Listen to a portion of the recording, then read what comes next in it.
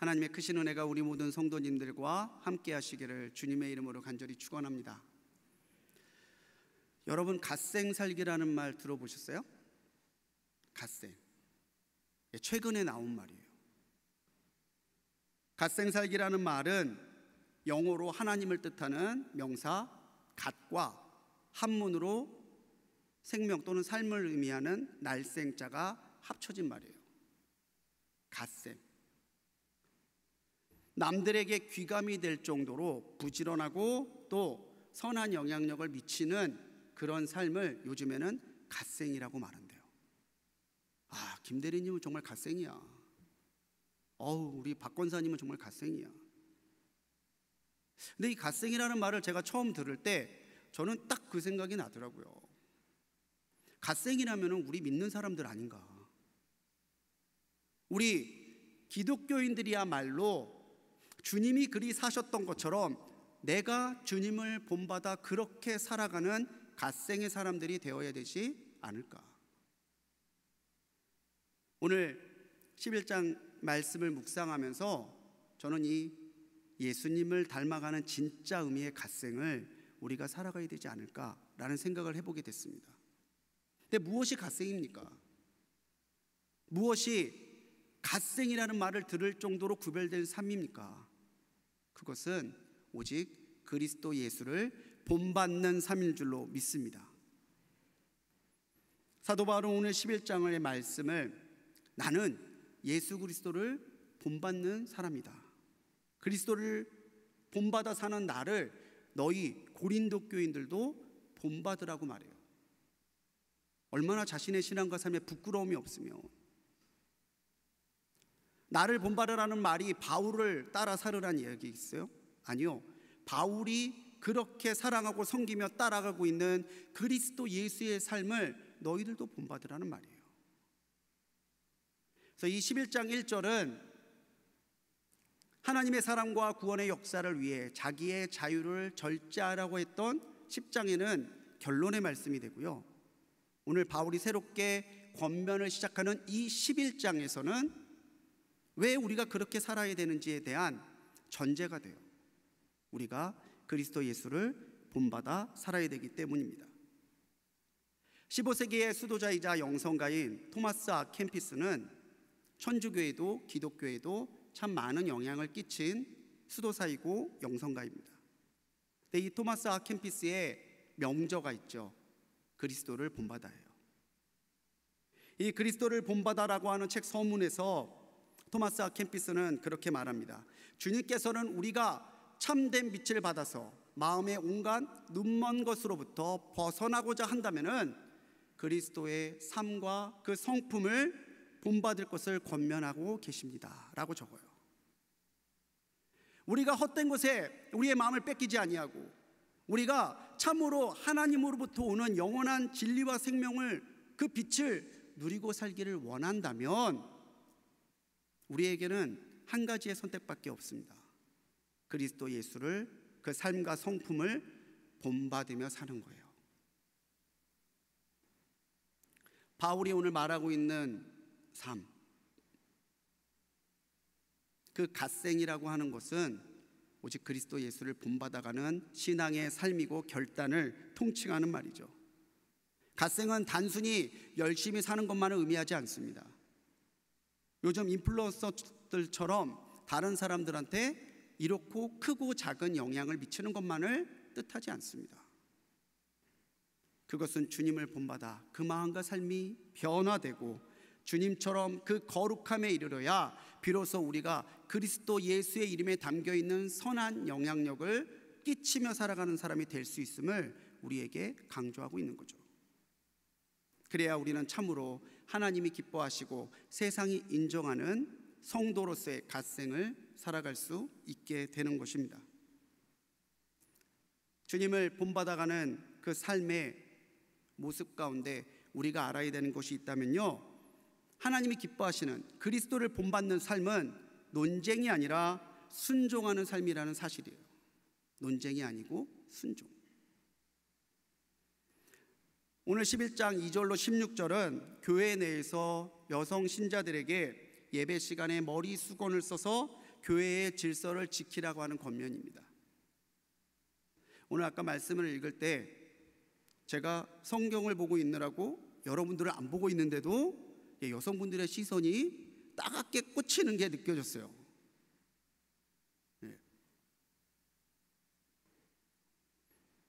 오늘 말씀을 얼핏 읽으면 바울도 어쩔 수 없구나, 바울도 남자가 더 우월하다고 생각하는 가부장적인 생각을 가지고 있나 보다, 역시 성경이 요즘 세상하고는 잘 맞지 않는 책인 것 같다, 그렇게 오해가 들 수도 있습니다. 하지만 이건 오해예요. 오해. 오늘 11장을 전체를 말씀하고 나누기 전에 이 바울이 받고 있는 오해부터 좀 풀어드려야 될 것 같아요. 바울은 무엇보다 복음 안에서 모든 사람들이 평등하다라고 주장했던 사람이에요. 갈라디아서 3장 28절에서 사도 바울은 그렇게 말합니다. 너희는 유대인이나 헬라인이나 종이나 자유인이나 남자나 여자나 다 그리스도 예수 안에서 하나이니라. 사도 바울이 복음을 전하면서 선포했던 말 중에 하나는 복음 안에서 우리는 모두 동등하고 우리는 그리스도 안에서 모두 하나라는 사실이에요. 자, 이 말씀을 볼게요. 유대인들에게 유대인과 이방인은 똑같아 라고 말을 한다면은 유대인들은 죽었다 깨어나도 받아들이지 못합니다. 이 시대를 살고 있는, 현대를 살고 있는 고등교육과 대학교육을 받은 유대인들도요, 아직도 유대인과 이방인은 다르다라고 이야기해요. 신분은 어떻습니까? 바울이 살고 있는 그 로마 헬라 시대에 종과 자유인은 비교조차가 안 되는 사람들이에요. 종은 인권도 없었고 물건처럼 사고 팔릴 수 있었고 생사의 여탈권마저도 주인에게 잡혀있는 하찮은 존재예요. 그런데 그런 종이 그런 자유인과 동등하다라고 말하는 그 시대에 참 혁명적인 그런 발상을 하는 바울이 남자와 여자만 이렇게 차별한다고 말할 수 있을까요? 그건 설득력이 없죠. 오히려 그 당시에 불평등한 대우를 받고 있던 여성들에게도 그리스도 예수 안에서는 당신은 존귀합니다. 주님이 당신을 위해 죽으셨고 당신을 사랑했기 때문에 여성인 당신도 존귀합니다 라고 말했던 사람이 바울이에요. 오늘 말씀 11절에서요, 남자 없이 여자만 있을 수 없고 여자 없이 남자만 있을 수 없다라고 또 기록하고 있습니다. 그런데 왜 바울은 이런 오해 살 만한 일을 했을까? 물론 바울 그 당시의 사회적인 관습과 통념이 담겨 있는 건 사실이에요. 교회가 세상을 떠나 살고 있지 않기 때문에 교회도 세상이 통념으로 여기는 것들에 대해서 어느 정도 받아들이고 거기에 영향을 받는 것은 어쩔 수 없는 일입니다. 하지만 바울은 그런 사회적인 통념 때문에 말했던 것이 아니에요. 바울은 두 가지의 목적을 가지고 이 말을 쓰고 있습니다. 하나는 교회의 오해를 피하고자 함입니다. 교회가 세상과 사람들에게 오해받는 일이 없도록. 두 번째는 교회의 영적 질서를 바로잡고자 함입니다. 교회는 옳지 않은 것에는 옳지 않다라고 말하고 옳은 것에는 옳다라고 말할 수 있는 결단과 선지자적인 용기가 있어야죠. 하지만 교회가 복음이 오해를 받지 않도록 우리의 말과 행동을 절제하고 조심하게 해야 되는 것은 또 이 시대를 살아가고 있는 그리스도인들이 마땅히 취해야 될 행동의 모습 중 하나입니다.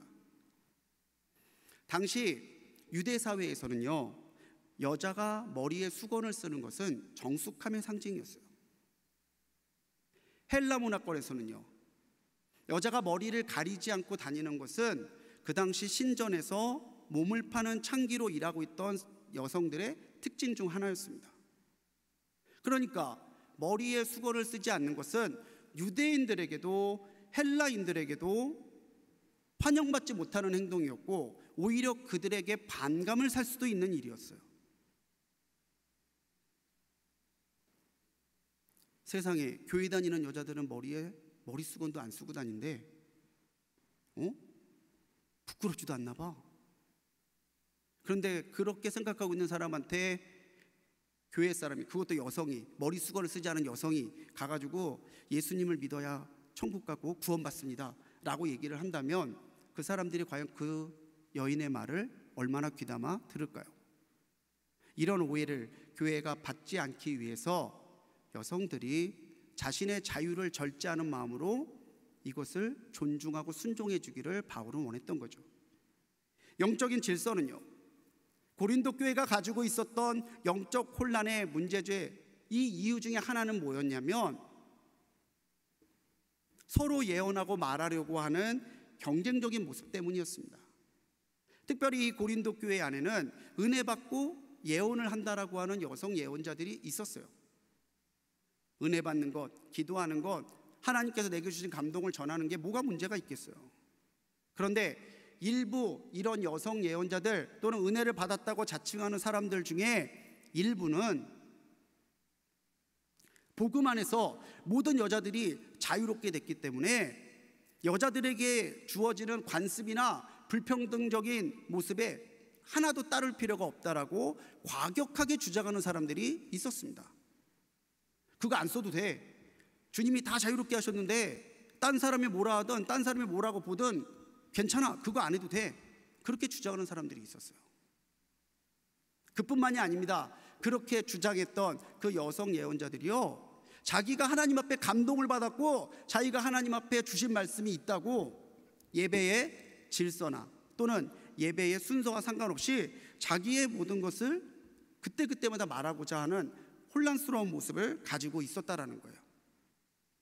그거 하는 시간도 아닌데, 예언하는 시간도 아닌데 갑자기 지금 하나님께서 내게 이런 말씀을 주십니다 하고 일어나서 자기가 떠오른 그 말씀과 자기가 하고자 하는 그 말을 아무 때나 무시로 말함으로 혼란을 야기시키는 사람들이 있었다는 거예요. 바울은 오늘 여성 예언자들에게 너희 예언하지 마, 너희 기도하지 마, 교회에서 뭐라고 말하지 마, 이렇게 말하는 것이 아닙니다. 너희가 예언하고 기도하고 말을 할 때에 더 중요한 것은 하나님께서 세우신 이 교회의 질서를 존중하고 순종하는 그 사실이다라는 거예요. 자기 주장과 무질서보다 더 중요한 것은 존중과 순종임을 바울은 힘주어서 말하고 있는 거예요. 그래서 오늘 여성들에게 이 말을 하고 있는 거죠. 오늘 이 본문을 읽는 분들 어떤 분들은 그런 반감이 있어요. 세상에 여자의 머리가 남자래. 요즘 같으면 쫓겨날 수도 있는 말이에요, 집에서. 네. 근데 우리가 이 머리라고 한 단어의 의미를 좀 생각해 봐야 돼요. 남자가 여자의 머리라고 했던 이 머리라는 헬라어는 케팔레라는 단어를 씁니다. 근데 이 케팔레는 머리라는 뜻 외에 우선, 순서 중에 먼저라고 하는 우선의 뜻이 있고요, 또 이 모든 것이 시작됐다라고 하는 기원의 뜻도 있어요. 이것은 남자가 여자보다 우월하다는 말이나 남자가 여자를 지배하는 것이 당연하다는 뜻이 아니라 창조의 순서가 남자부터 시작됐다라는 것을 일깨워 주면서 너희들도 존귀하지만 너희들이 이렇게 자기 주장을 무분별하게 함으로 다른 사람들에게 오해를 받고 교회 안을 무질서하게 혼란하게 해서는 안 된다라고 바울이 말하고자 함이에요. 이 케팔레라는 단어를 고린도 교회 사람들은 무슨 의미로 바울이 얘기했는지 알고 있었을 거예요. 근데 우리가 이것을 우리말로 번역하고 지금 또 우리의 시대상에서 생각하니까 이게 맞지 않는 거지, 그 당시에는 진짜 자기의 주장과 자기의 입장만을 가지고, 자기가 받은 은혜만을 가지고 그렇게 앞에서 혼란스럽게 했던 여인들에게는 필요한 권면이었습니다. 그러면 또 누가 그런 얘기 할 수 있겠죠. 그럼 남자들도 머리에 수건 쓰라고 하시면 되잖아요. 다 똑같이 머리에 수건을 쓰면 되죠. 그렇게 얘기할지 모르겠어요. 근데 그거 나름대로 또 다른 오해가 있습니다. 만약 남자가 머리에 수건을 쓰고 예언을 하고 기도하는 모습을 본다면은 교회에 대한 이해가 없고 복음에 대한 이해가 없는 사람들은 그 남자가 여자를 흉내낸다라고 생각할 수 있어요. 그것도 오해죠. 무엇보다 헬라 문화권 내에서 머리에 수건을 쓰는 것은 남자 노예들이 주인에 대한 복종의 뜻으로 머리에 수건을 썼어요. 그러면요, 교회 밖의 사람들이 교회 안을 볼 때에 다 천한 노예들밖에 없다고 생각할 수도 있다는 거죠. 이렇게 오해를 피하고 교회 내에서 무질서를 피하기 위해서 사도 바울이 이 권면 가운데 우리에게 본받으라고 하는 예수님의 모습은 뭐냐면은 순종입니다. 순종. 순종은 예수님의 가장 두드러진 모습이죠. 주님의 삶은요, 철저하게 순종의 본을 보이신 삶이었어요. 히브리서 5장 8절로 9절의 말씀에서 히브리서를 쓴 기자는요, 그가 아들이면서도 받으신 고난으로 순종함을 배워서 온전하게 되셨은즉 자기에게 순종하는 모든 자에게 영원한 구원의 근원이 되셨다라고 기록하고 있습니다. 예수님이 우리의 주님이 되신 이유는 물론 주님이 하나님이시고 우리를 위해 죽으셨기 때문이지만 하나님의 구원 계획을 위해서 고난과 죽음 앞에서까지도 순종하셨던 그 순종의 모습으로 우리에게 주님이 되실 수 있었던 거예요. 주님이 순종하지 않으셨다면요, 주님이 이 하나님의 뜻을 존중하지 않고 따르지 않으셨다면요, 우리 중에 구원받을 수 있는 사람 아무도 없어요. 2절에서 바울은 고린도 교회를 칭찬해요. 바울이 전해준 전통을 고린도 교회가 잘 지키고 있다고, 그 전통에 순종하는 모습을 바울은 칭찬하고 있습니다. 고린도 교회에는 유대인 기독교회만 있지 않았죠.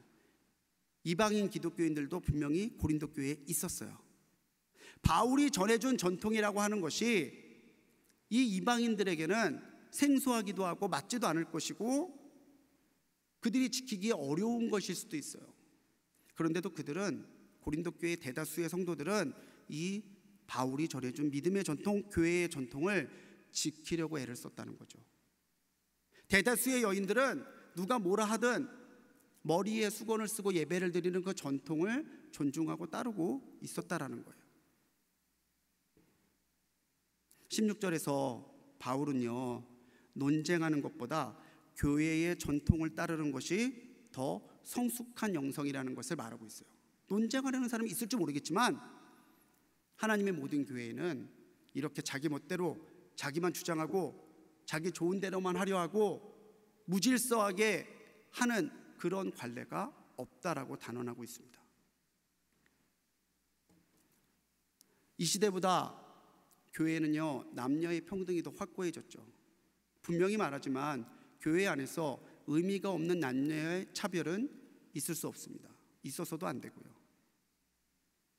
하지만 교회와 복음에 대한 오해를 막기 위해서, 교회가 무질서해지지 않기 위해서 우리가 정말로 그리스도를 본받는 삶의 모습이 있다면요, 그거는 순종하는 모습, 존중하는 모습이 교회 안에 있어야 돼요.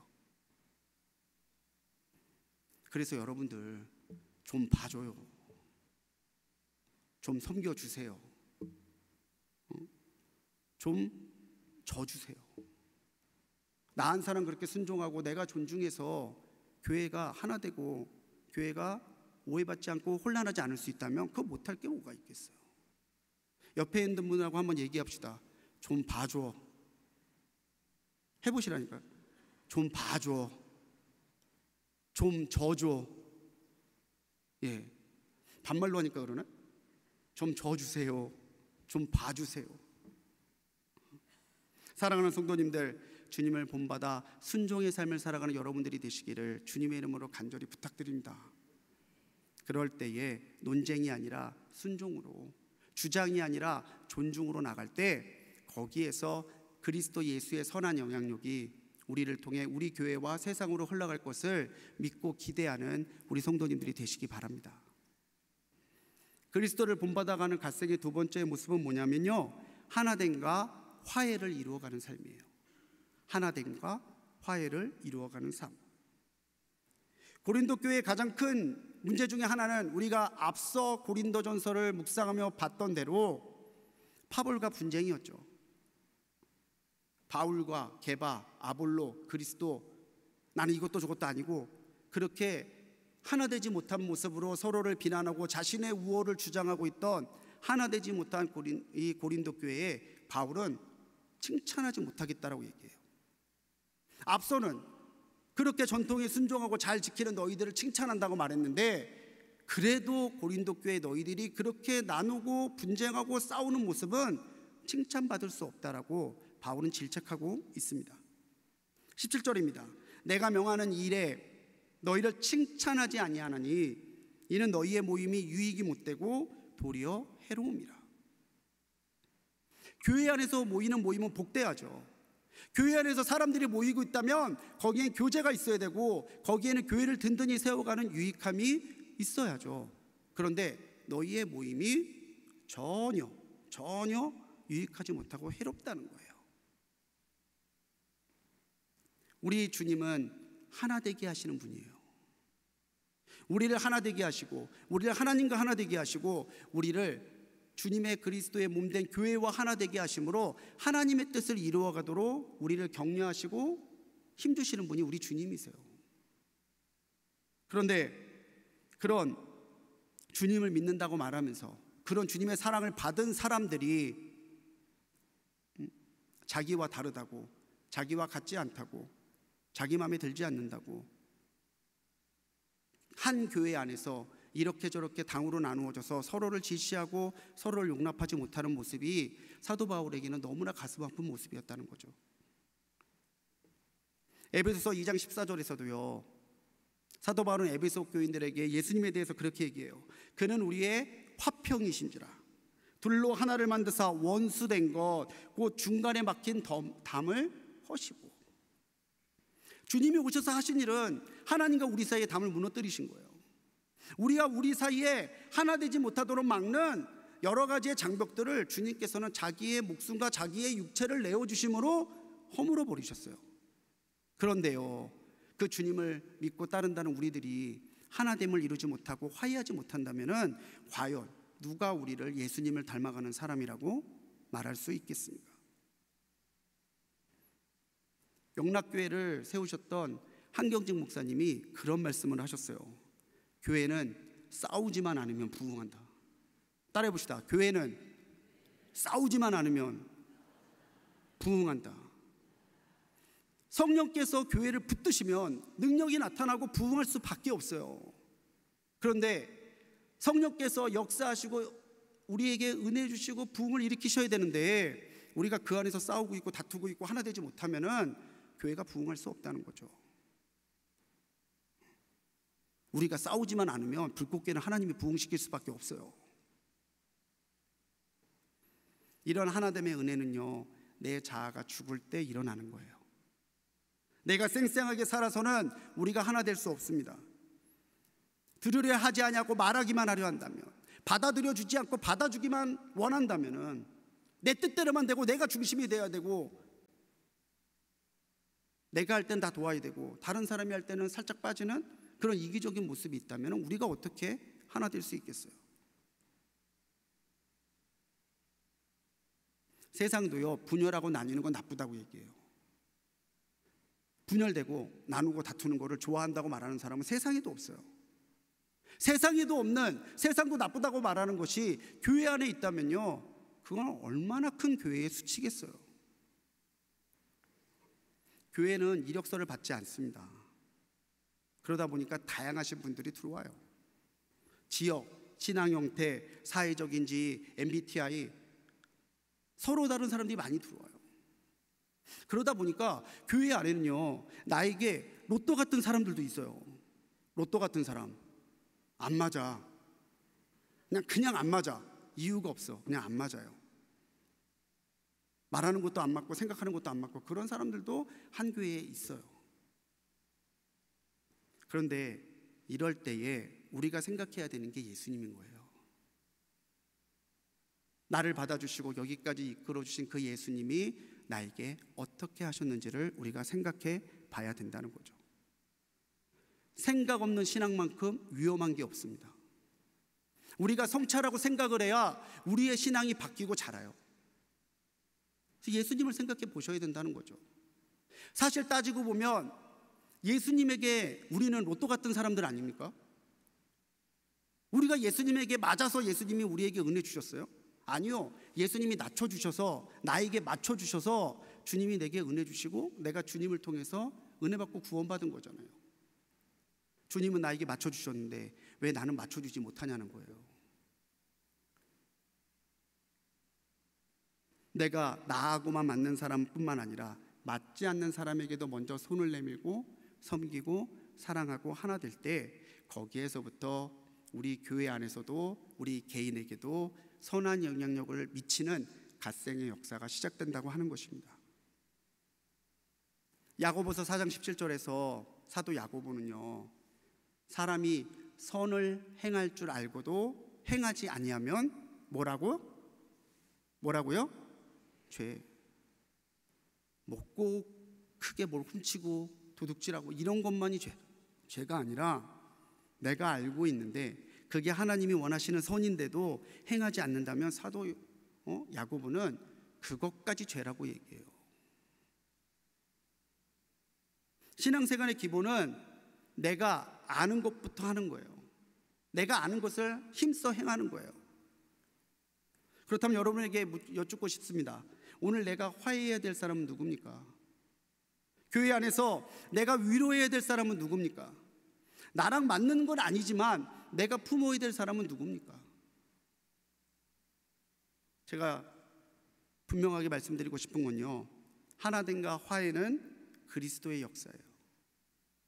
하지만 분당과 다툼은 사탄의 역사입니다. 우리가 알아야 되는 것은 다른 것은 다양한 것이 틀린 게 아니에요. 오히려 교회는 다름이 하나대로 어우러져서 다양한 역사들을 만들어내야 되는 공동체예요.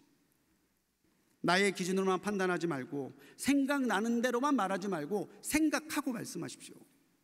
내가 이 말을 했을 때 저 사람이 어떤 상처를 받을지 생각을 해보시라고요. 나와 맞는 사람을 찾기 전에 우리 모두가 그리스도께 속한 사람이요 그리스도의 핏값으로 세운 사람이라는 것을 기억하며 오늘을 살아가는 우리 성도님들이 되시기 바랍니다. 마지막으로 오늘 11장이 말하고 있는 주님을 본받는 삶이라는 건 뭐냐면요, 연약한 이를 기다려주고 그들을 돌보는 삶이에요. 앞서 제가 얘기했던 분당의 문제, 여긴 분당이라 그러면 기분 나쁘겠구나. 파당으로 바꿀게요. 분당이 아니라 파당의 문제. 그 다음으로 사도 바울이 말했던 문제는 뭐냐면은 연약한 자를 배려하지 못하고 자기만 중심적으로 살아가는 모습이에요. 이런 배려와 섬김이 없는 모습이 사도 바울이 듣기에 성찬의 때도 나타나지 않았다라고 말합니다. 자, 여러분, 성찬 시작할 때 나누는 인사말이 뭔지 아시나요?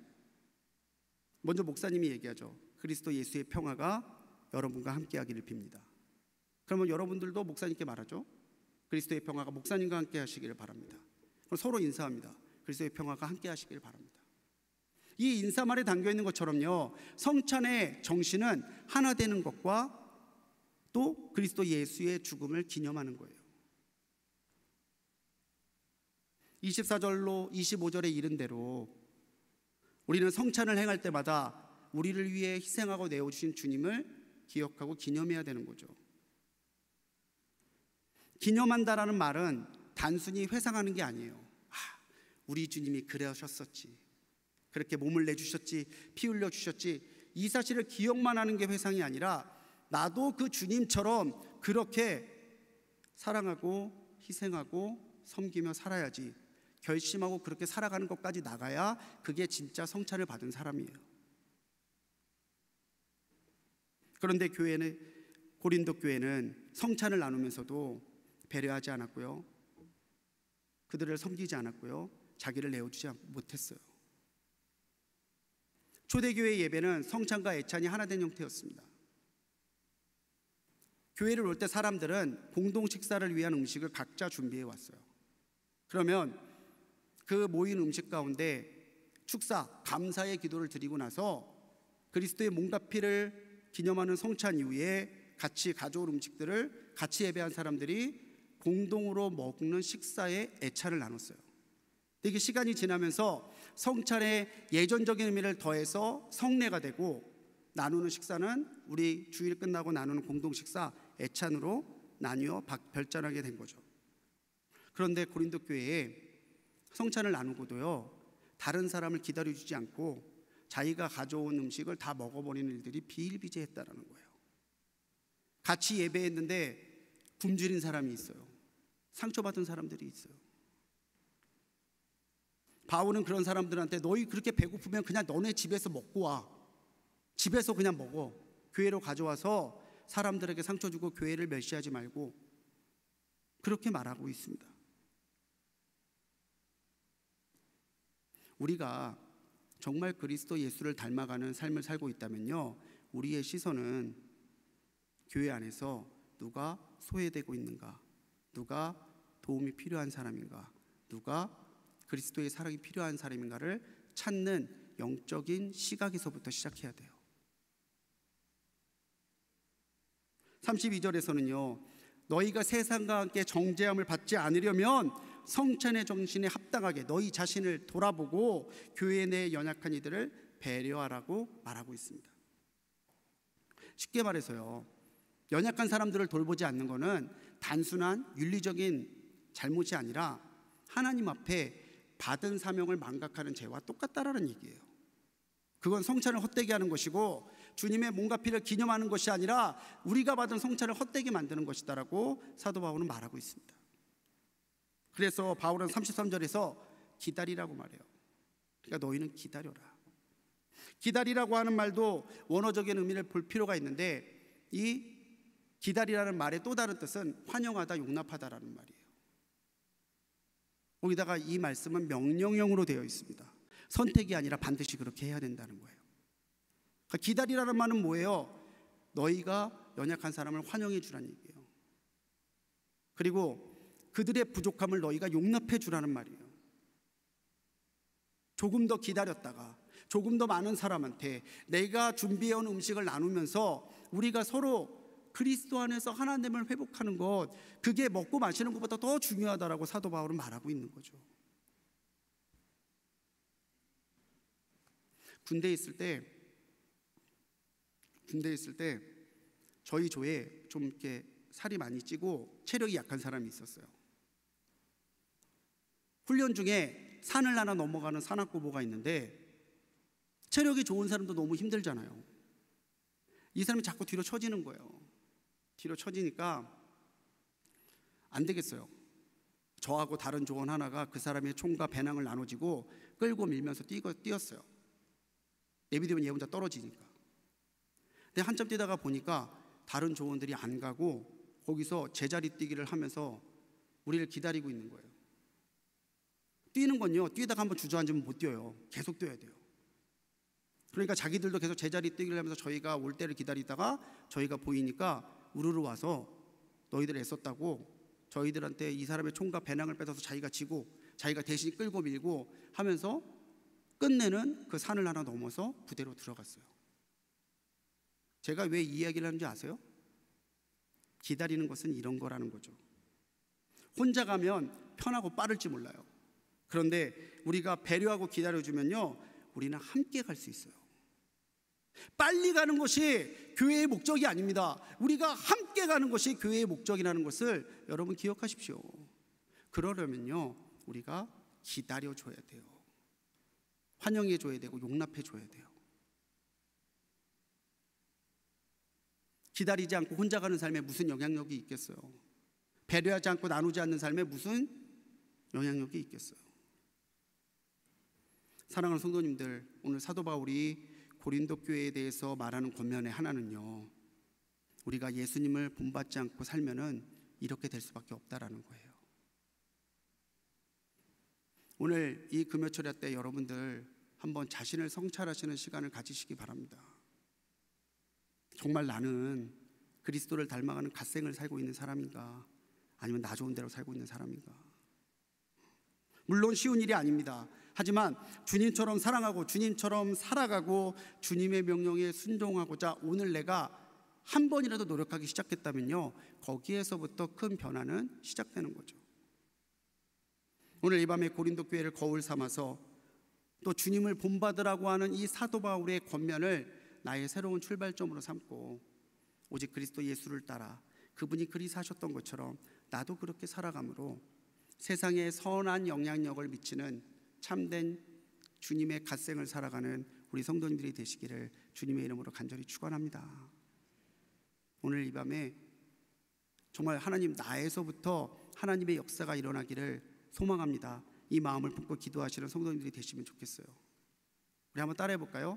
나부터 시작하겠습니다. 우리 성도님부터 하나님이 기뻐하시는 주님을 본받아가는 갓생을 살아가시기를 주님의 이름으로 간절히 축원합니다. 우리 시간 이 결단을 가지고 주님 앞에 찬양했으면 좋겠어요.